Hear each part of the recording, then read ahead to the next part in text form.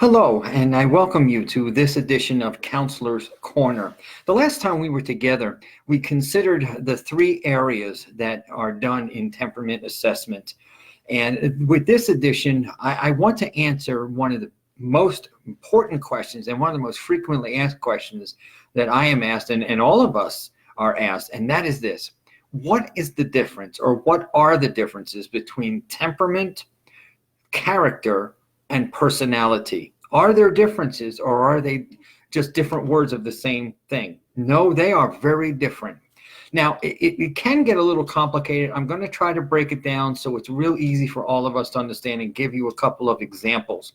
But when we are talking, first of all, about temperament, temperament it can be called our inborn part. It's what God created in us. Think of it this way. It's God's specific imprint on each one of us. And it happens at conception. And while the baby is growing in the womb and developing certain, body parts and so on, its temperament has already been set. We don't understand exactly why God gives the temperament to the people that he does. As I learned my temperament, I will tell you that it changed my entire life of how I understand myself to be, why I react the way I do, some of the temperament needs that I have. And as I'm able to fulfill them, I have a greater peace in my life than I've ever had before. When you think about temperament, it also includes, as I've indicated before in other editions here, there are strengths and there are weaknesses in every temperament. And because God places that temperament in us upon conception, once we are born, I'm going to give you an example of temperament. I've used this example before, but it is really apt to what we're talking about. Two babies are born on the same day. They're both healthy. They're both approximately the same weight. They may have different hair color or different eye color. But two babies now are laying in the nursery. Baby number one is sleeping soundly. Doesn't seem to need a lot of attention. It's sleeping, it's content, just wrapped up in its little blanket. But the second baby right next to the first baby is crying and fussing and needs to be held and needs a lot of TLC before that baby will calm down like the first one is. Why is that? If two babies were born almost identical, why is one comfortable and doesn't need all of that holding and the other one needs holding? That's called temperament. Those babies did not come out rethinking already, I'm going to fuss and this one over here is going to be quiet. It's the way God made them. And one of the things that happen as we go through life, if we don't understand what our temperament is, we can live in a life and a world full of conflict. So the first thing is temperament is God-induced. It's God-given at the time that we are conceived. That is temperament. Then the second part is called character. Now, character is a little bit different because character is formed by our environment around us. It's all of our interactions with our environment. And that essentially comes down to our senses. Environment is involved in our hearing, our seeing, our smelling, our learning, and our feeling. So all of those things that we see and we hear and we learn, and different smells and different things we associate with, that helps build our character because it has to do with our environment. And what happens is, as we're growing up, we add the experiences of all of these things that we're experiencing in life, and we add that to our temperament, and it comes out to our basic character. Another way of saying character is learned behavior. Let's just say your mother feeds you something as a child, and you decide, you don't like the way it smells. So you have a learned behavior. You stop eating that. I know in my case, there were certain things my mother tried to feed me, and I just didn't like it, never acquired a taste to it. And to this very day, I will not eat certain foods. That is a learned behavior. Does that mean that I couldn't come to like it? No, but it's something I learned along the way. It forms the character of who I am. And so think of it this way. Think of the formula. We have temperament times environment equals our character. So now we have what God gave us, that's our temperament, plus our experiences through our environment and our senses and what we go through day to day. That is our character.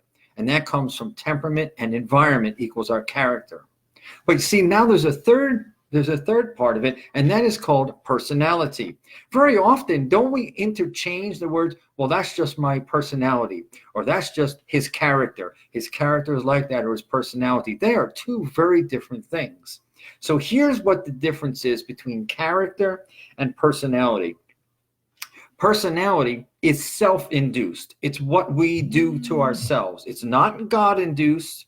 It's not a result of our environment or our experiences around us. It's something we do to ourselves that forms our personality. It's the way that we perceive things. It's the way that we survive in the world. And I'll give you an example. Personality is often, very often, a cover-up, or we put a mask on for somebody that we're not. Let me give you an example. Let's say that you're working in a job with a lot of people around. Let's say maybe you're a cashier or a server at a very busy restaurant. Let's say that you work in a job where in a very busy office. There's people around all the time. And you're always feeling a little tense, a little on edge. You're not sure if it's the job, if it's the people, what's causing it.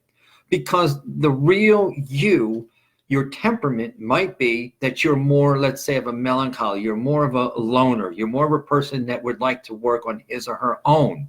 Yet you are in a job where you were constantly around people.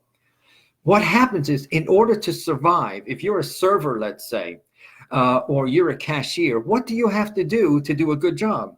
You have to kind of put a mask on. You have to put a different face on. You have to smile. You have to be friendly to the customers. You have to appear that you're friendly, you're approachable, you want to do a good job. You need the paycheck. And so sometimes you behave in ways that is not really you. When you leave the job at the end of that shift, you're exhausted. Not just normally tired from just working. You're exhausted because you pretended to be someone that you're not. That is personality. I can look at a person or you could see that same person. Let's say that was you and you're the server, but you prefer maybe to be alone, but you're in this busy environment. Somebody might say, you know what? You have a wonderful smile. You gave me great service tonight. Thank you. Now that makes you feel good inside and may earn you a bigger tip, but it's not who you are. And that is the difference between temperament and character and personality. The reason why finding out your temperament is so important is because we want to find out how God made us. All of us have life experiences. All of us do different things in life that shape who we are as a character and as a personality. But how many of us have really gone back to look and study and see how God made us? Perhaps you are working in a job, or you have a position where you work in an office by yourself, or you have just a boss in the other office and you're in the outside office, but you're a people person. You are going to be not only bored, you could wind up being depressed, you could get sick, you wind up calling out sick a lot. You are not happy in what you're doing. Why? Is it because you're selfish? No, it's because maybe your temperament is that you're the type of temperament you need to be around people. And working in an office by yourself will not do it. So that's why temperament is important. So I don't want to belabor this too long. I hope that I've broken it down enough where you can understand these 3 points. Here are differences. Temperament is God-given. God establishes in each one of us what our temperament is going to be. Then as we are growing up and as we're going through life, we find the environment around us, what we see, what we hear, what we taste, what we feel. All of that builds our character, however that turns out, good or bad, strong or weak. Then we have personality. It's how we survive in the world. It's how we get along, especially in situations we're not comfortable in, we're not familiar in. We have to kind of put on a mask and we cover it. And when we do that, that becomes our personality. And very often people will say to me, now, one of my major temperaments is melancholy. You can look at me and see, wow, he's friendly, he smiles, all that. Yes, I do. I'm not saying that I'm putting on a mask because I understand my temperaments. But there's also times that I cherish my alone time. And because I understand my temperament, I'm able to balance my life so that all of my temperament needs are met. If you want to find out what your temperament is, you can visit me at our website, livinginharmonyministries.org, livinginharmonyministries.org. I am a licensed Christian counselor, a temperament counselor. I can help you discover what your temperament is. When you go to our website, there are many different things that we do for individuals as well as church bodies. There's different things that God has called us to do. I'd like to help you if you are interested in finding out what your temperament is.